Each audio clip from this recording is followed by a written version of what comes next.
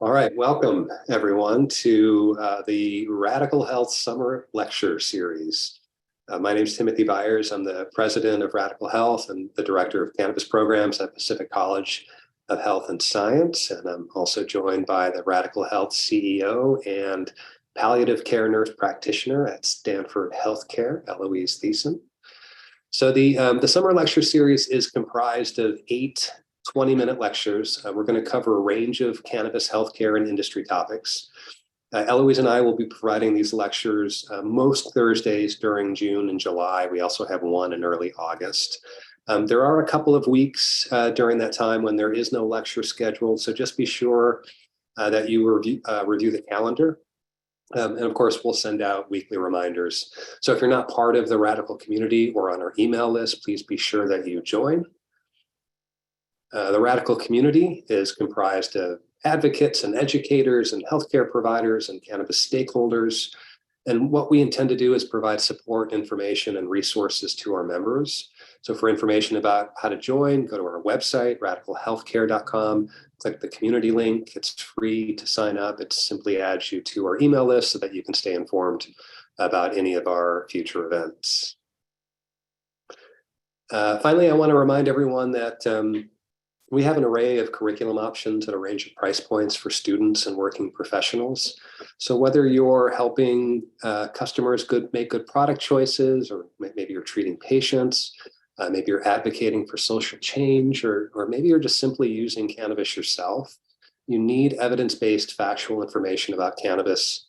Radicle Health curricula is up to date, it's comprehensive, and it's informed by both clinical experience and expertise and instructional design experience and expertise. So please reach out to us for information or go to the website and click on one of the education links. The presentation today is for educational purposes only, and the information presented today is not intended to be a substitute for medical advice. This information is not meant to help in the diagnosis, prognosis, or treatment of any virus, disease, illness, or condition. I actually have a second disclaimer tonight. I intended to talk about 2 different synthetic cannabinoids. I was going to talk about HHC and THCO. However, once I started researching and writing about THCO, I realized that I could not cover both in the allotted time. So we're going to need to cover HHC and maybe some different lecture down the road. That said, there are some common themes and issues that are shared among all hemp-derived synthetic cannabinoid products, also known, I think, somewhat dubiously as semi-synthetic products. And we'll discuss these themes and the issues in the context of THCO tonight. And we should have a couple of minutes for Q&A at the end of the presentation, so please hold your questions and comments until the end. Also, you can put them in the chat. So THCO, THC acetate ester. You might also see this as THCO acetate, THC acetate, sometimes even O-acetyl THC. It's really just an acetylated version of THC. So this process converts the hydroxy group of THC to an acetate group. And these are just functional groups that are attached to the aromatic hydrocarbon benzene ring that you can see right in the middle with all the double carbon bonds. So why would anyone want to create THCO acetate, or why would anyone want to acetylate any drug or therapeutic substance? Generally, acetylation is done in the pharmaceutical world for a couple of reasons. First, it can make a substance a prodrug. So that means that it's not active until it's metabolized in the liver.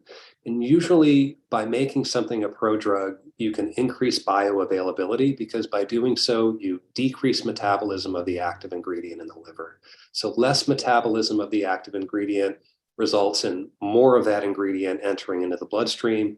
So higher bioavailability, and the effects tend to produce what feels like higher potency. So typically acetylation increases the effects of a drug. For example, heroin was created by acetylating morphine. This was done like 100 years ago. And of course, heroin is far more potent than morphine. THCO is not a naturally occurring cannabinoid. However, it's also not a new synthetic cannabinoid either. In fact, THCO was investigated by the US Army Chemical Corps as a possible non-lethal incapacitating agent as part of classified chemical warfare research at Edgewood Arsenal Facility in Maryland.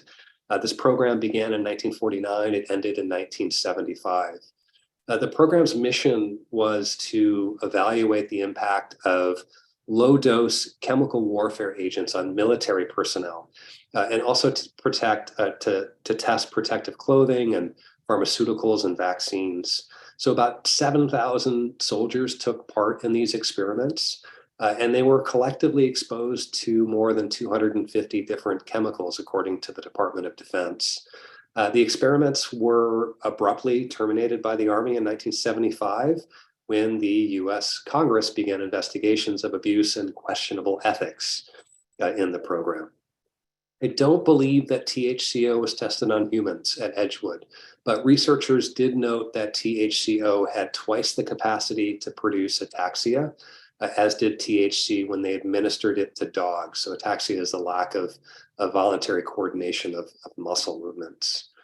And just as an aside, the stuff that they were testing on soldiers at Edgewood included things like nerve agents, so sarin, and also something that they were calling venomous agent X, also nerve agent antidotes, reactivators, pesticides, mustard gases, which is what these gentlemen in the slide are about to be exposed to, but also LSD, PCP, cannabinoids, and alcohol and caffeine as well.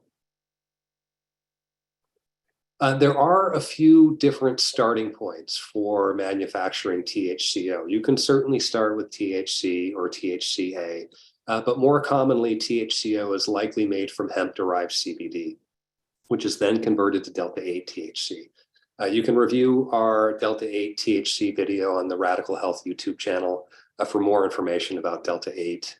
So manufacturers, they begin with a distillate of some cannabinoid. They combine that distillate with a solvent and also with a strong acid. So that's typically something like ethyl acetate as the solvent and acetic anhydride as the acid. Acetic anhydride is preferred over other acids because it can produce reactions that occur very quickly, and it can produce very high yields of THCO. I know this chart is somewhat difficult to see, but right in the middle, you can see CBD. And then the arrows coming out are the catalysts. And then all of the chemical structures around it are things that you can actually make by starting with CBD.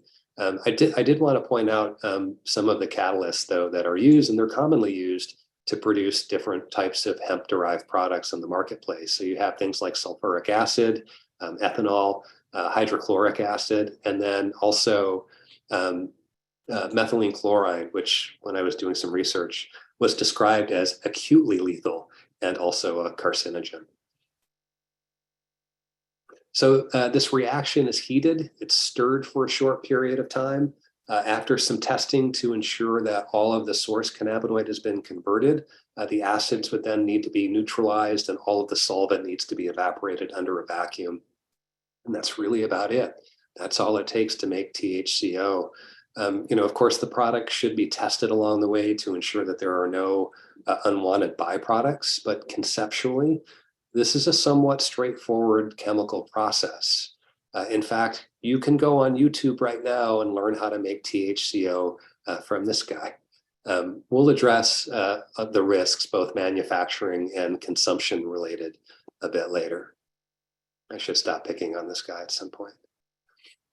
So what are the effects of using THCO? Why would consumers want it? Well, it's probably not too hard to guess that this product is popular because first, it's hemp-derived, so it's people in states without legal cannabis models can access it. And it's also rumored to be more potent than THC. So it should be noted that there exists very little in the way of pharmacokinetic or pharmacodynamic research to support any of the anecdotal observations seen on the internet about THCO.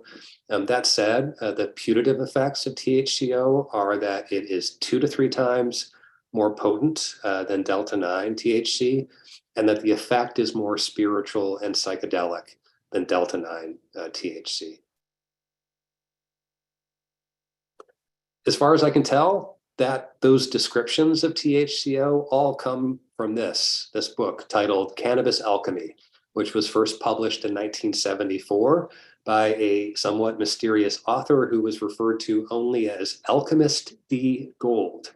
Mr. Gold states that delta 9 THC measures about 7.3 on the atom scale, and THC acetate measures 14.6. The Atom scale, of course, is named after our favorite chemist, Roger Adams. And according to every website that references Dr. Adams, the Atom scale is still used today to measure the potency of cannabis. The method for using the Atom scale, I have discovered, seems to be shrouded in as much mystery as the identity of Alchemist D. Gold. So there seem to be two theories that attempt to support the speculation that THCO has more potent effects than THC. So first, again, it seems to be a prodrug, meaning that it's converted into its active form after an initial metabolism. And the consensus seems to be that the effects take place about 20 to 60 minutes after consumption. This might account for higher bioavailability and more THC entering into the bloodstream. Again, given the process for making THCO, it's very similar to the steps used to create heroin from morphine. Effectively, the process is simply to add that acetate group. So we might expect a similar increase in bioavailability with THCO. The second and somewhat related theory is that THCO can cross the blood-brain barrier more easily than THC. I found no evidence to support this theory specifically about THCO, but similar effects are demonstrated with heroin and also with other water-soluble drugs. Essentially, in these situations, chemists often, they attempt to lipidize the drug. So for example, when the two hydroxy groups of morphine are acetylated to form heroin, there does exist data to suggest that the blood-brain barrier penetration rate increases 100-fold. So we might expect similar results also in lipid-sensitive areas of the digestive tract as well. THC is already a lipid compound, so I don't expect that the penetration ability is as significantly different as heroin to morphine. And as far as I can understand it, the acetate functional group is the thing that's initially metabolized in the liver. So I'm not entirely convinced that the blood-brain barrier penetration is necessarily a factor. But there do seem to be case studies and anecdotal evidence that people do have more intense effects when they're using THCO. So is it safe? Well, it's certainly risky to manufacture. So recall that chemists add a cannabinoid distillate to a solvent with a strong acid, and that preferred acid is acetic anhydride. So acetic anhydride is highly flammable. It's a colorless liquid. It's used to make things like fibers and plastics and pharmaceuticals, dyes, and explosives. It's also highly corrosive. It can severely irritate and burn the skin and the eyes. Breathing acetic anhydride can irritate the nose and throat and mouth. And high concentrations can cause severe lung damage with coughing and shortness of breath. Again, conceptually, the manufacturing of THCO is a somewhat straightforward process, but in practice, the process, if it's done incorrectly or if it's done sloppily, it can create an implosion that sprays boiling acid and glass and poisonous vapor and highly flammable liquids everywhere. Furthermore, the process creates, as a byproduct, it creates peroxide gas, and if this leaches into the air, it's very explosive. So a single spark from anything from like a flame, a lighter, even static shock can cause the whole thing to explode. So obviously, this is a conversion that should be done only in a commercial laboratory. These are the manufacturing risks, so they're quite high if it's not done properly. But what about the consumption risks? Well, the first thing is THCO should definitely not be smoked or vaped. I hope we all remember this, right? The ingredient in illicit market vape pens that researchers believed was causing severe lung injury was vitamin E acetate. So when vitamin E acetate is heated above 350 degrees Celsius or 662 degrees Fahrenheit, it forms the poisonous gas ketene, which causes severe acute lung damage in animal models within 24 hours after exposure.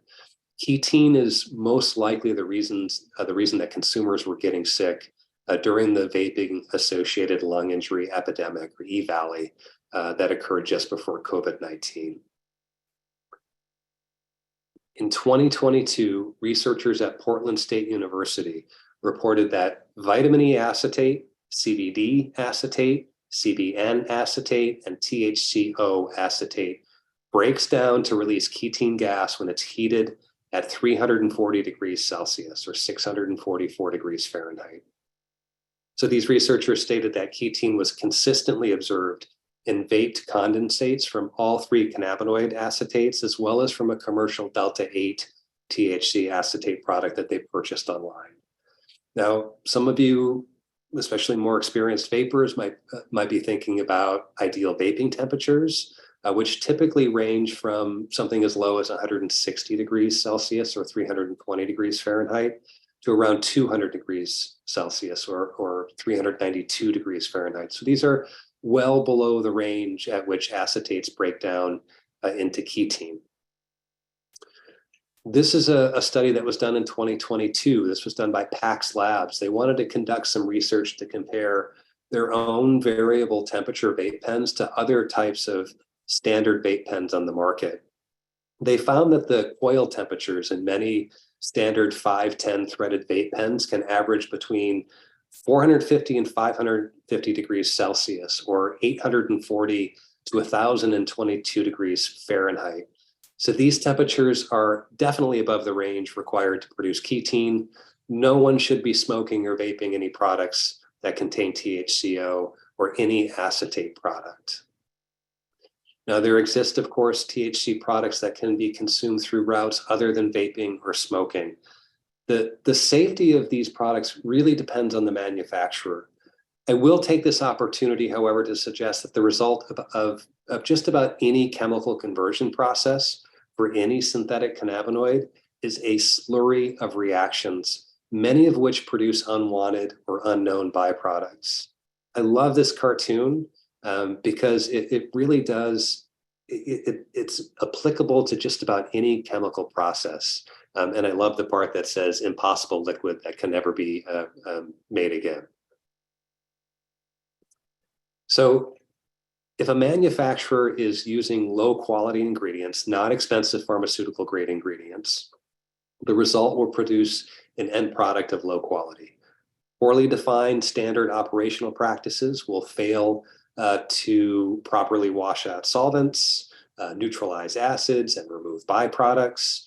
Insufficient testing, and remember that testing is expensive, will fail to detect these harmful residuals, things like unknown reactive byproducts, residual solvents, other potential toxins, and failure to perform downstream purification steps, again, these are costly, will result in low quality and unclean products.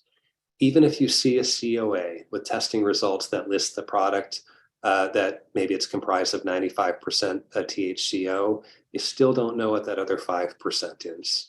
And in some cases, it's probably some unknown byproduct that hasn't even been identified yet. And in an unregulated market, such as hemp, how many of these manufacturers are more concerned about these small amounts of byproducts or public safety versus profit margin? How many of these manufacturers are even aware that they're creating these unknown byproducts? All right, so are there any benefits to using THCO? Well, the chemical structure of THCO falls into the classical cannabinoid class. It shares the same base structure as Delta-9 THC, and the acetate group is really the only difference. And I think that's the thing that's initially metabolized in the liver. So we might assume that THCO can deliver many of the same benefits as Delta-9 THC. Again, there's very little research in this area, so the assumption is entirely speculative. And remember, if you're, you might be compromising any inherent benefits if you're using a product that contains any kind of this amount of toxins. So, are they legal? The Federal Analog Act states that any substance derived from a Schedule I or Schedule II substance will be treated as the same scheduled substance when its purpose is for human consumption. So the Farm Bill is very clear that any synthetically derived cannabinoid is excluded from the Farm Bill and remains a Schedule I drug. Now, a lot of people in the industry will point to the ruling by the Federal California Appeals Court that Delta-8 THC and all other cannabinoids derived from hemp are legal under the 2018 Farm Bill, even if those substances have psychoactive properties. So in the ruling, the Ninth Circuit Court of Appeals judges wrote that all products made with Delta-8 THC are generally legal under federal law, which defines hemp as any part of the cannabis plant, including all derivatives, extracts, and cannabinoids that contain less than 0.3% Delta-9 THC by dry weight. However, Delta-8 is a naturally occurring cannabinoid, and the decision still leaves in doubt the legal status of compounds that are made by chemical synthesis, including most Delta-8 products that are on the shelves. Also, there will likely be a new Farm Bill in 2023. It's generally reintroduced every 5 years, so we can expect some of these loopholes to be addressed. On the legality issue of THCO, the DEA has clarified its position in February of this year. They declared in a letter that they consider Delta-8 THCO and Delta-9 THCO both as controlled substances. And essentially, they just said it doesn't occur naturally in the plant. It can only be obtained synthetically. It doesn't fall under the umbrella of hemp.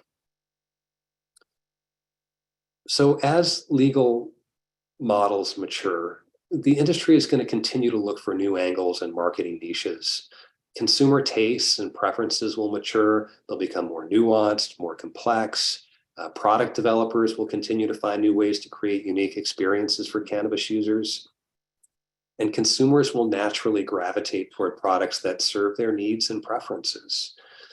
Do I think we need a product that's 3 times more potent than THC? No. But I also famously scoffed at YouTube in 2006 and wondered why anyone would want to watch somebody else's home videos.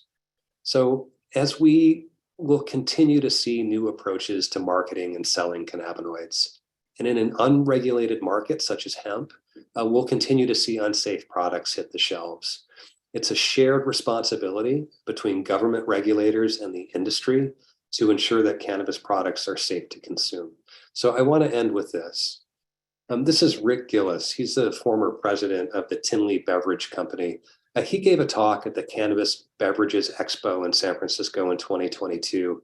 And he stated that there exist 2 deliverables that cannot be compromised: safety and quality. And as I listened to this talk, I was thinking, yeah, of course, it's just sort of offering platitudes. But then he made this really interesting analogy. He referenced how some of us might have opened a bottle of water on our way to the conference, or maybe a bottle of orange juice or a soda. None of these products have a COA. We all simply turn the cap and consume the beverage. No one looked on the label on the back to find a lot number, to check the testing results. None of us called the 800 number on the back label to speak to a customer service representative. And then he asked, were you concerned whether that soda or juice or water was safe to consume? Did you worry about whether, the team showed up on that day, on that batch, to ensure that they followed good manufacturing processes? For over 100 years, food and beverage companies have owned their quality, and they've also been regulated at the federal level to ensure that these products are safe for human consumption. The cannabis industry must have the same uncompromised commitment to safety and quality, and currently it does not. The industry has to do better, especially in the hemp space, and the federal government has to do better as well. I went a little longer than I had thought, but we still have a couple of minutes for questions and comments. But thank you for your attention, and thank you for indulging us tonight.